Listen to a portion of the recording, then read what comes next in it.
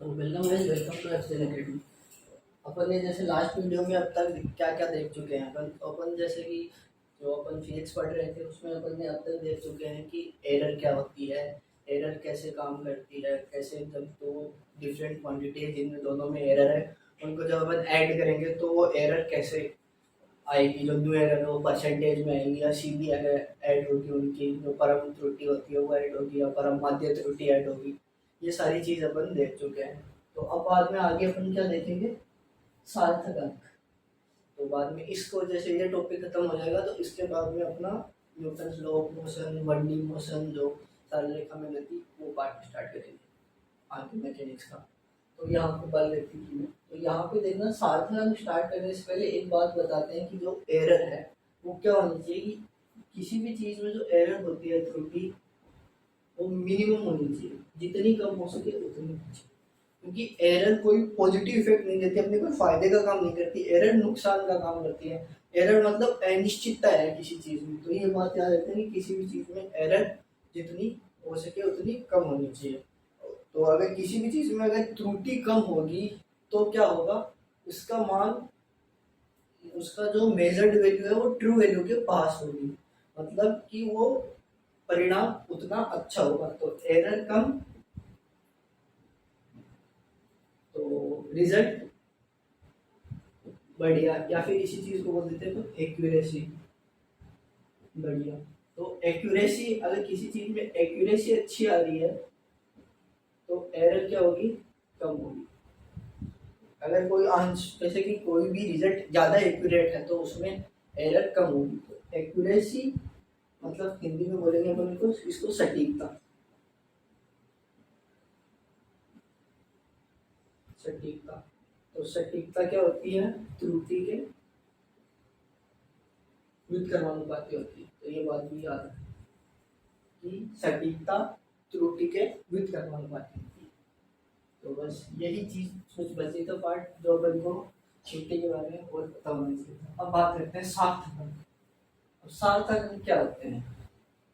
सार्थक अंक है कि मतलब जब भी कोई परिणाम लिखा जा रहा है तो उसमें कितने अंक यानी सार्थक हैं, अपने काम के हैं। तो सार्थक अंक कई बार ये पूछ लेते हैं कि रिवीजन में एक दो बार आया हुआ क्वेश्चन है कि नंबर दिया हुआ है कि इसमें कितने सार्थक अंक हैं, तो जैसे नंबर दे दिया है 0.00775 सेंटीमीटर, ये बोल दिया इस नंबर में कितने सार्थक अंक हैं। या फिर ऐसे दे दिया 2.350 या फिर 0.3575 2500, ये बोलेगा कि इन सब में सार्थक अंक। तो अब यहाँ पे अपन ये पढ़ेंगे तो सार्थक अंक बताने के लिए क्या होता है, कुछ चार पांच रूल है वो पता होने चाहिए कि ये चीज, तो वो रूल ही ये डिसाइड करेंगे कि किसी भी दी गई संख्या में कितने सार्थक अंक हैं। तो यहाँ पे देखते हैं अपन सार्थक अंकों के रूल पहले। तो सार्थक अंकों के रूल देखने के लिए लिखते हैं, इसके पांच छह रूल है। पहला तो ये होता है कि सभी नॉन जीरो नंबर होते हैं।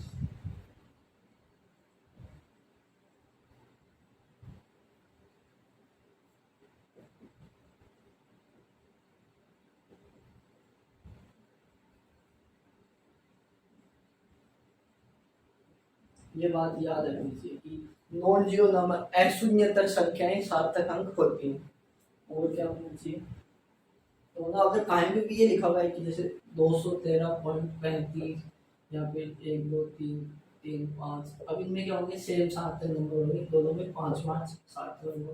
तो जितनी भी संख्याएं जो जीरो नहीं है वो सारी क्या होती हैं, सार्थक अंक होती हैं। ये बात याद रखनी है। और ये याद रखना है कि एक से छोटी संख्या में दशमलव और दशमलव से दाईं ओर के शून्य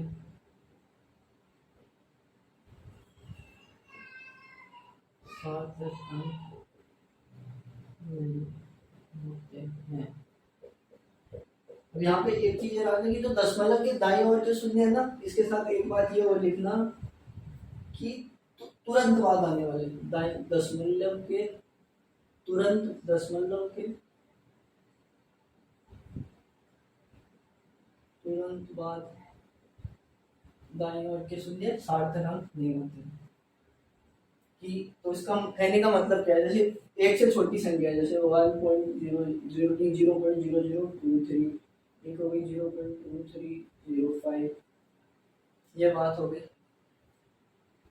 तो इन दोनों में क्या होता है कि दशमलव एक से छोटी संख्या है, ये संख्या दोनों छोटी है, ये बोला दशमलव के दाईं ओर, तो ये दशमलव हो गया, इसके दाईं ओर मतलब इस साइड में, तो तुरंत बाद आने वाले शून्य सार्थक अंक नहीं होते। तो इस नंबर में अगर अपन सार्थक अंक देखेंगे तो कितने होंगे, ये दोनों, ये तो तीनों के तीनों सार्थक अंक नहीं होंगे। देखा शून्य, इसका तो ये दोनों तो शून्य नहीं होंगे, और अगर ये शून्य आता है, ये भी दशमलव के पहले जो शून्य आ रहा है एक से छोटी संख्या में, वो भी सार्थक अंक नहीं होता। तो ये चीज, तो यहाँ पे सार्थक अंक कितने होंगे, 2,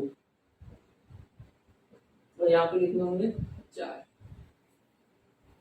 तो यहाँ पे ये पता भी रखना कि एक चीज ये लिख लेना, एक से छोटी संख्या में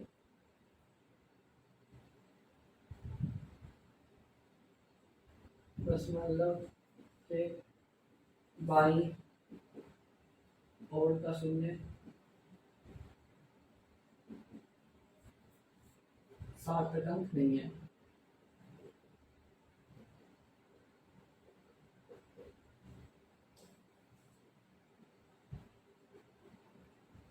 ये बात समझ में आ गई क्या बोल रहा है, कि जैसे ये 0.23, इसमें ये शून्य सार्थक अंक नहीं है, और ये बात यहाँ भी पता लग गई। चौथी कि शून्य नॉन जीरो, जो नॉन जीरो नंबर है उनके बीच में आने वाले शून्य भी, उनके बीच में आने वाले शून्य हमेशा सार्थक अंक होते हैं। तो शून्य संख्याओं के मध्य आने वाले शून्य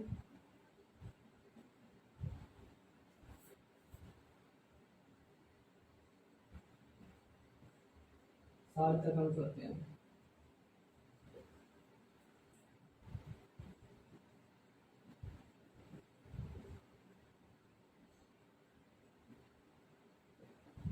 तो अशून्य संख्याएं कैसे, मतलब जैसे 1 2 3 0 5 7, यहाँ पे ये जो बीच में जीरो आ रहा है ये क्या होगा, सार्थक। तो इसमें 3 और 3 6, 6 सार्थक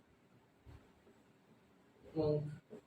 तो जैसे पहले एक ही छोटे वाले नंबर पे था ना, यहाँ वैसा नंबर लो, लेकिन एक से बड़ा 1.03, इसमें क्या होता है 4 सार्थक अंक। और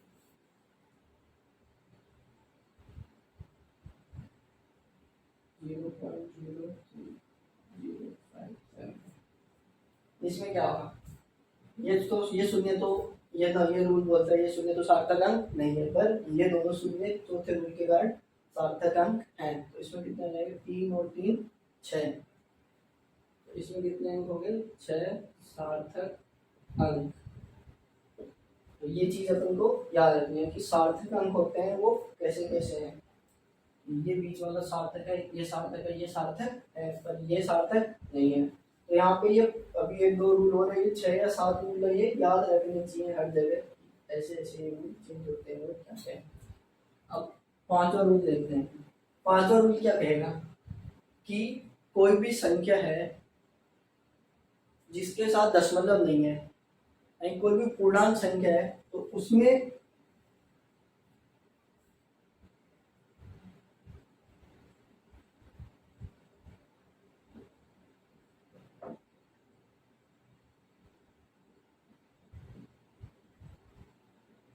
पूर्णांक अंक के जो अंत के शून्य होते हैं वे सार्थक अंक नहीं है।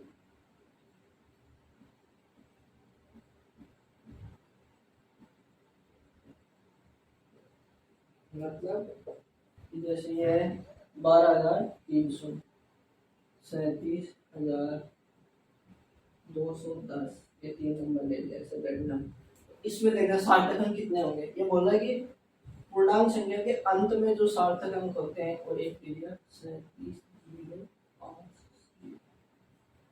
अब देखना इसमें कितने सार्थक अंक होंगे, 3, इसमें 2, इसमें 2, तो इसमें 4। तो जो पूर्णांक संख्या होती है इनके जो अंत में सार्थक अंक आते हैं वो 0, जो ये दोनों 0 है वो सार्थक अंक नहीं है। तो ये भी सही है, ये भी नहीं है, ये भी नहीं है, ये नहीं है, पर ये दो शून्योत्तर संख्याओं के बीच में शून्य आ गया तो ये शून्य क्या होगा, सार्थक अंक होगा। तो जो अगर दो अशून्य संख्याओं के बीच में आ रहा है वो तो सार्थक अंक होगा, पर जो एंड में आ रहा है वो कभी भी सार्थक अंक नहीं होगा। लेकिन अगर ये ऐसा पूर्णांक नहीं होती और ये होता 23,500.37, यहाँ पे क्या होगा, इसमें कितने शून्य अंक होंगे, इसमें होंगे 1, 2, 3, 4, 5, 6, 7, क्योंकि ये दोनों शून्य इनके बीच में आ गए हैं। तो यही बोला ना कि पूर्णांक संख्याओं में आएंगे तो नहीं, अगर पूर्णांक की पॉइंट वाला नंबर आ गया तो ये नंबर क्या हो जाएंगे, सार्थक अंक हो जाएंगे। तो इसमें 3 और 4 7 सार्थक अंक। ये बात याद रखनी चाहिए कि जब जब संख्याओं के बीच में, ये पूर्णांक के लिए होता है, अगर दशमलव वाली संख्या आ गई है उनमें ये नियम नहीं लगेगा। अब इसका देखना एक ऐसा एग्जाम्पल देखते हैं और इसमें आगे बढ़ने से पहले कि एक नंबर ले लिया जैसे 22,240.0057, इसमें बताओ कितने शून्य हैं। देखो इसमें पहले आइडिया लगो बाद में बताते हैं।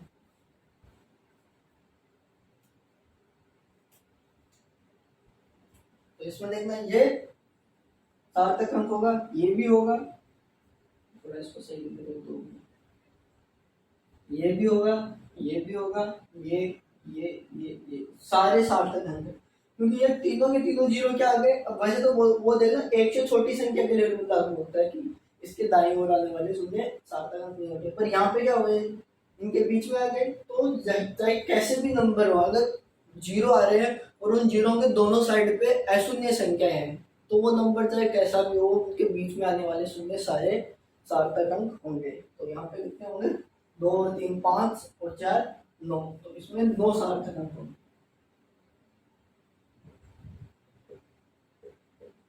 तो इस नंबर में क्या 9 सार्थक अंक होंगे, तो ये चीज याद रहनी चाहिए।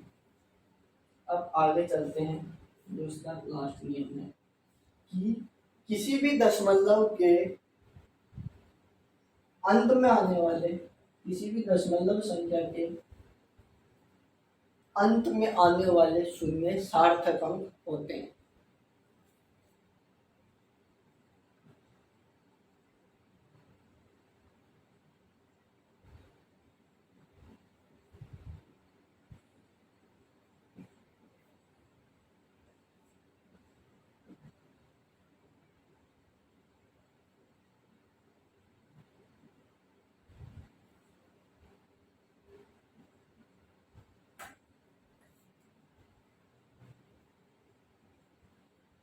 तो ये जो अंत में आने वाले शून्य है वो क्या होंगे, सार्थक अंक होंगे।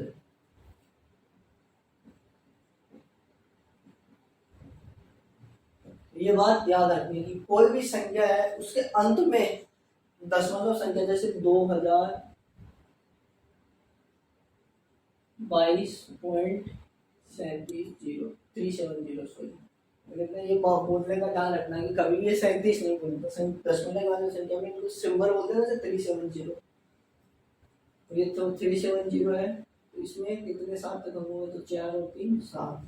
क्योंकि अब देखना, अगर ये बात बताना कि शून्य के बाद में चाहे तो ये संख्या है, इसको ऐसे लिखो चाहे तुम इसको ऐसे लिखो, कोई फर्क नहीं है ना। पर यहाँ पे ये 0 दिया गया तो मतलब इस 0 को लिखने का कोई मतलब नहीं था, परंतु अगले ने अपन को ये 0 लिख के दिया है, मतलब ये बता रहा है कि ये इसके परिणाम में परिशुद्धता है कि वो जो दशमलव उसके 3 अंक आगे तक की वैल्यू यूज कर रहा है। जैसे ये मीटर में होता है, जैसे 2022 × 70 मीटर, मतलब ये मीटर का 1000वां हिस्सा, मतलब 1-1 mm तक नाप रहा है वहां पे।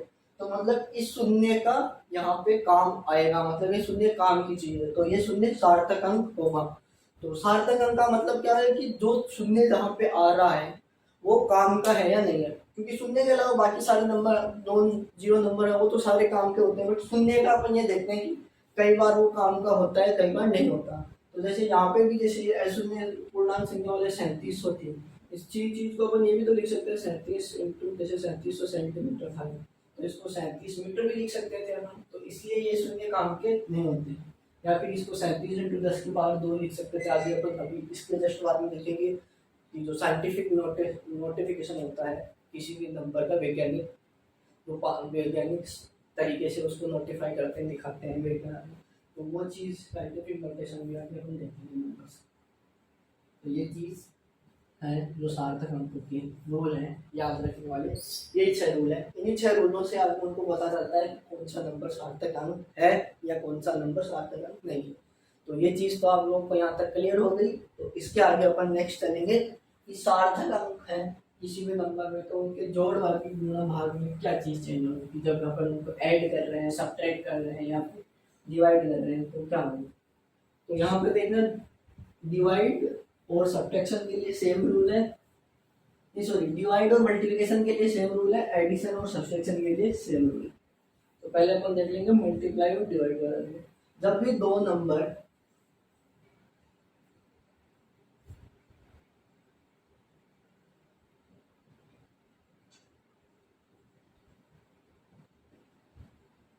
सार्थक अंकों का गुणा और भाग,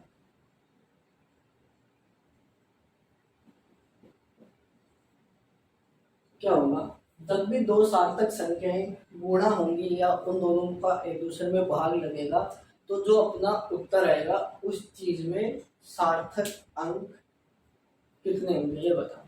तो उस नंबर में जो सार्थक अंक होंगे वो दोनों संख्याओं में से जिस संख्या में कम सार्थक अंक है उसके बराबर होंगे, ये चीज पता होनी चाहिए।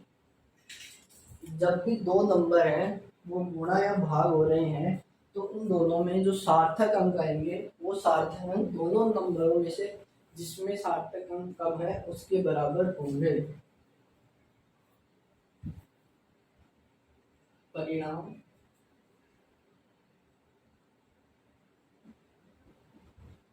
में सार्थक अंकों की संख्या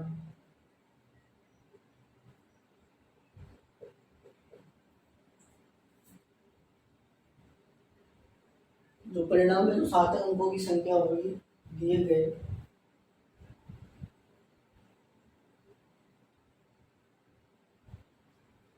दी गई सॉरी दी गई संख्या में से सबसे कम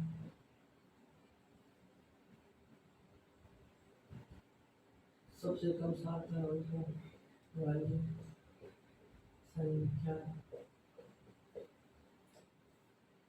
के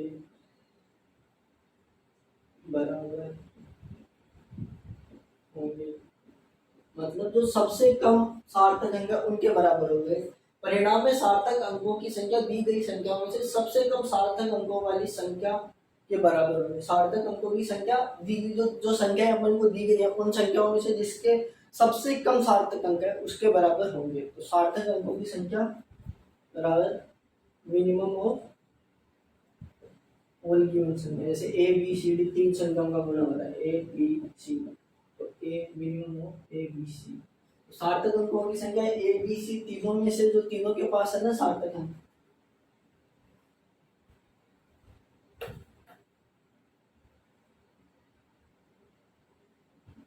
तो ये मिनिमम ऑफ होगा ए बी सी का। तो ये चीज याद रखनी चाहिए कि सार्थक अंकों की संख्या क्या होगी, minimum of A B C. और ये ए बी सी और सी क्या है, ए क्या है संख्या, ए में सार्थक अंक,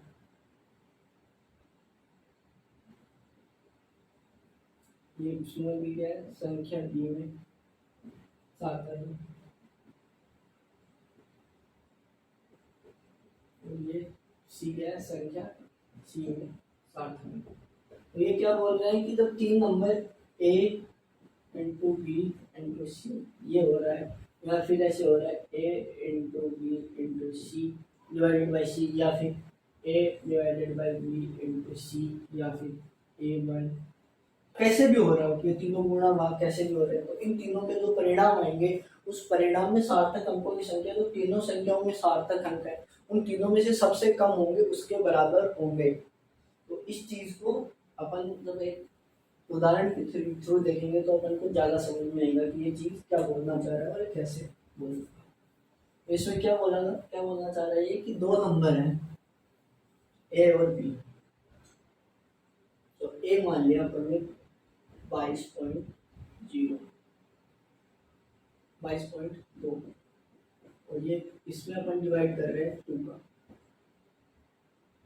इसमें अपन डिवाइड कर रहे हैं जैसे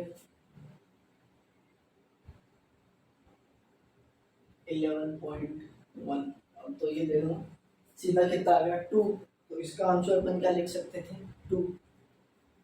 तो यहाँ पे देखना क्या होगा, इसका आंसर 2 होगा या 2 के अलावा कोई आंसर होगा। तो यहाँ पे ये बोल रहे हैं कि तीनों में संख्या अगर 3 है तो अपन को उत्तर में भी 3 सार्थक अंक बताने पड़ेंगे। तो इसका आंसर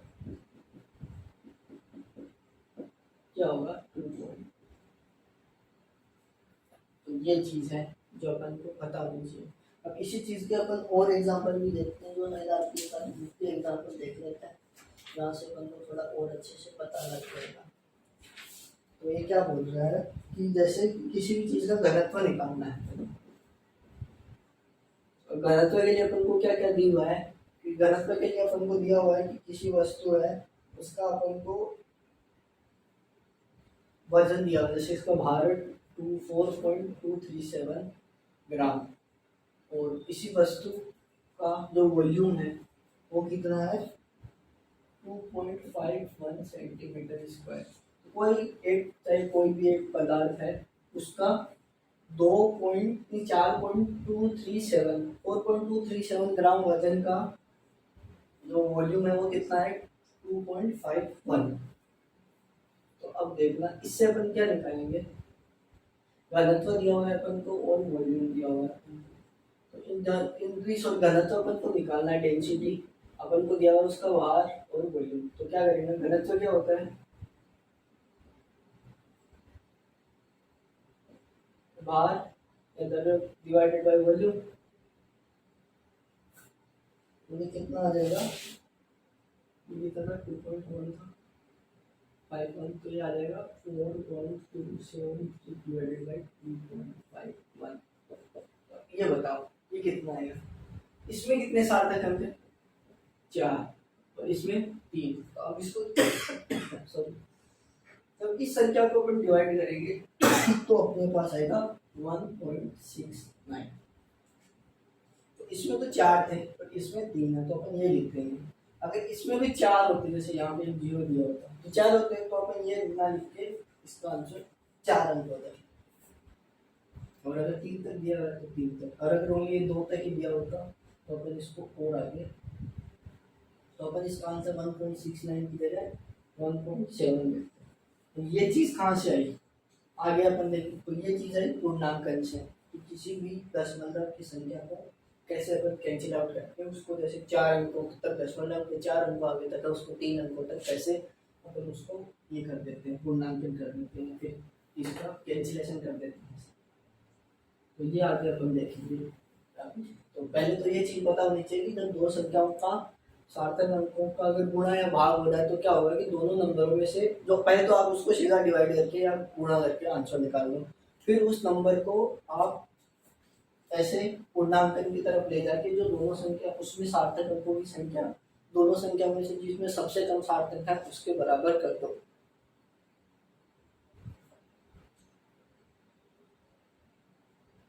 अब देखो संख्याओं का एक चीज आगे देखेंगे कि जब संख्याओं का जोड़ या भाग होता है तो क्या होता है, जब दो संख्याओं का जोड़ या भाग हो रहा होता है मतलब सम और व्यवकलन।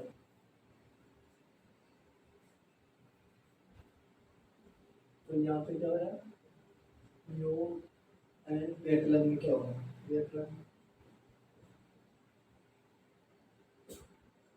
इस चीज में क्या होगा कि जब प्लस एंड माइनस हो जाए तो क्या होगा, जब प्लस एंड माइनस हो रहा होता है दो संख्याओं का, तो उसमें सार्थक अंकों की संख्या पॉइंट के बाद, जो दशमलव के बाद दोनों संख्याओं में से जिसमें सार्थक अंक सबसे कम होते हैं उसके बराबर हो जाती है।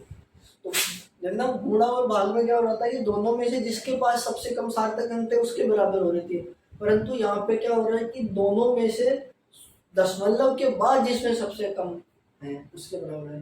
दशमलव के पहले तो दोनों को सीधा ऐड कर दो, कोई मतलब नहीं है, जितना आ रहा है उतना आ रहा है, परंतु दशमलव के बाद जैसे 237 पॉइंट आगे जाके देखते हैं तो वहां पे क्या होगा कि दोनों संख्याओं में से जिसके पास भी जो सार्थक अंकों की संख्या कम है उसके बराबर सार्थक अंक अपन आंसर में लिखेंगे। तो इसी चीज को अपन कैसे लिखेंगे कि परिणाम में सार्थक अंकों की संख्या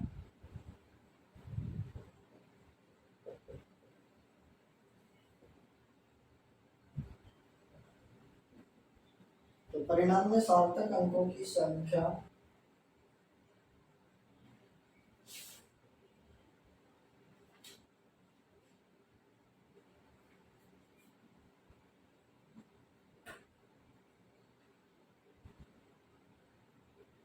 परिणाम में यहाँ पे दशमलव भी तो लिखना पड़ेगा, परिणाम दशमलव के बाद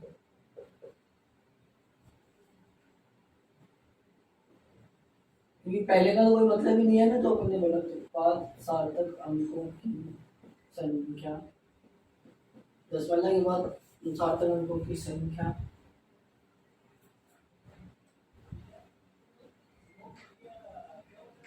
दी गई राशियों में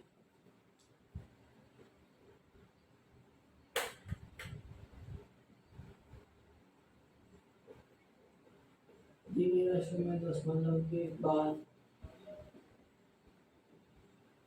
दी गई राशियों में दशमलव के बाद सार्थक अंकों की संख्या में से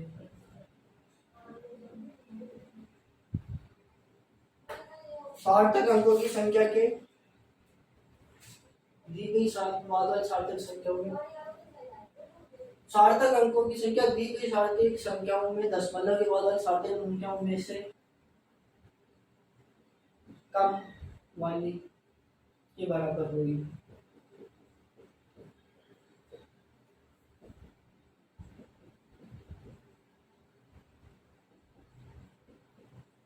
देख लेना, ये चीज मैंने समझा दी तो लिखती, इसमें लाइक अगर इसकी कुछ लैंग्वेज में प्रॉब्लम हो सकती है, मैंने इसको सीधे शब्दों में लिखने की कोशिश की है, क्योंकि जब आपको बुक्स की लैंग्वेज देखेंगे तो बुक्स की लैंग्वेज में इसी चीज को एकदम जैसे बहुत ज्यादा हार्ड करके लिखा होता है कि जो योग वैकलन और संकलन में प्रयुक्त संख्याओं में से निम्न के बराबर होगी, तो उसकी जगह अपन ये सीधे लिख दिया कि जो दोनों संख्याएं उनमें से जो कम से कम होगा ना, दोनों संख्याओं में से जिनमें सबसे कम होंगे उसके बराबर होगी। तो इसका भी अपन देख लेते हैं छोटा सा एग्जांपल। तो इसमें क्या देख लिया, जैसे दो संख्या है, कोई भी दो या तीन संख्या ले लीजिए, इनको अपन को ऐड करना है या फिर कुछ भी करना है, तो उन दोनों संख्याओं में से जैसे बुक में दे रखा है वो देखना है, तो दोनों में क्या है, इसका आंसर क्या आएगा 0.003।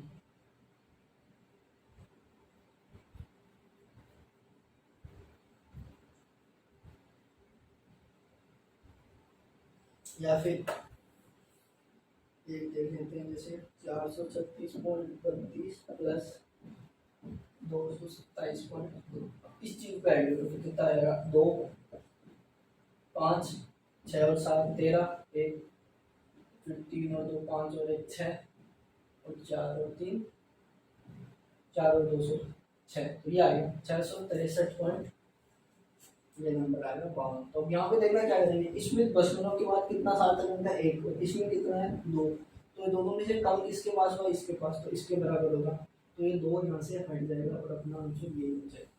तो ये याद रखना कि अपन ने 2 हटाया है, 2 हट इसी 5 में यहाँ पे 2 के कारण कोई प्रॉब्लम नहीं है, क्योंकि ये संख्या 5 से छोटी है। तो अभी देखेंगे कि अगर संख्या है जो अपन हटा रहे हैं वो 5 से कम होती है तो इस नंबर में कोई चेंज नहीं होता, 5 से ज्यादा होती है तो ये नंबर 1 से बढ़ जाता है, और 5 होती है तो इस चीज़ पर डिपेंड करता है कि ये संख्या सम है या विषम। तो वही चीज़ अपन देखेंगे। तो ये सार्थक अंकों के बारे में होगा कि सार्थक अंक कैसे निकालते हैं और सार्थक अंक गुणा भाग जोड़ बाकी में कैसे यूज होते हैं। तो इसके बाद में देखेंगे अपन नेक्स्ट की संख्याओं का पूर्णांकन कैसे होता है, जो अपना इस टॉपिक का जो अपन पढ़ रहे थे इसका लास्ट है और आगे से अपन नेक्स्ट अपना चैप्टर स्टार्ट करेंगे। तो यहाँ पे क्या बता रहे हैं कि पूर्णांकन, पूर्णांकन में क्या देखेंगे अपन कि जब भी संख्या, पूर्णांकन क्या होता है कि संख्याओं को राउंड ऑफ करना, इस चीज को दूसरे नाम से बोलते हैं राउंड ऑफ। तो राउंड ऑफ में क्या करते हैं अपन संख्याओं को कि जो संख्या है जैसे 1.257, इस चीज को ये बोलना है कि ओनली इस संख्या को 3 सार्थक अंकों में लिखो। तो यहाँ पे कितने सार्थक अंक है? 4।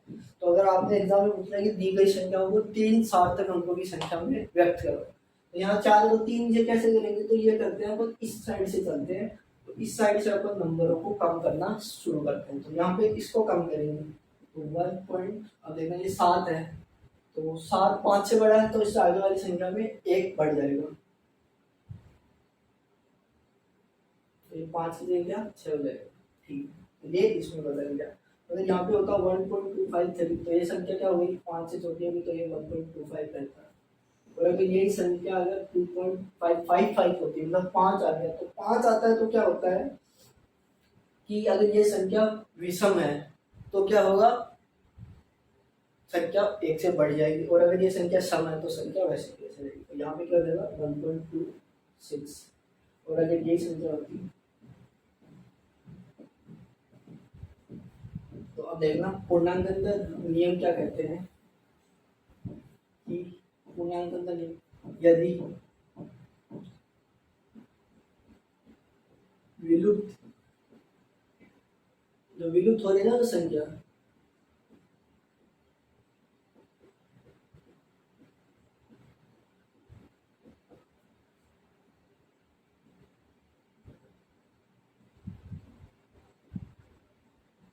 अगर 5 से कम है तो आगे वाली संख्या में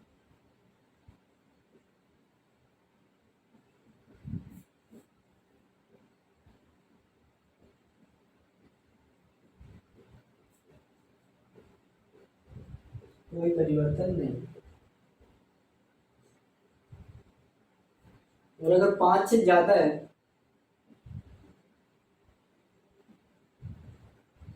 तो आगे वाली संख्या में +1 की वृद्धि, और वो संख्या 5 है, अगर 5 से कम है तो कोई परिवर्तन नहीं होगा, और अगर 5 से ज्यादा है तो +1 हो जाएगा। अगर दी गई संख्या 5 है तो यहाँ पे देखो 2 केस बन जाएंगे। क्या होंगे? आगे वाली संख्या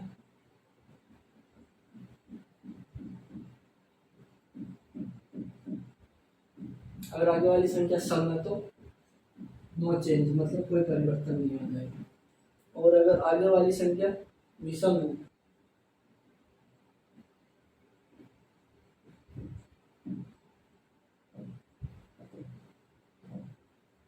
तो मतलब सम बन जाएंगे। अगर 5 आ रहे तो मतलब अब देखना इसके उदाहरण देखते हैं। इसका उदाहरण यही देखते हैं 1 पॉइंट नया देखते हैं 243.745। अब इसको पूर्णांक बदलना है, प्योर पूर्णांक मतलब शून्य के सारे उठाने।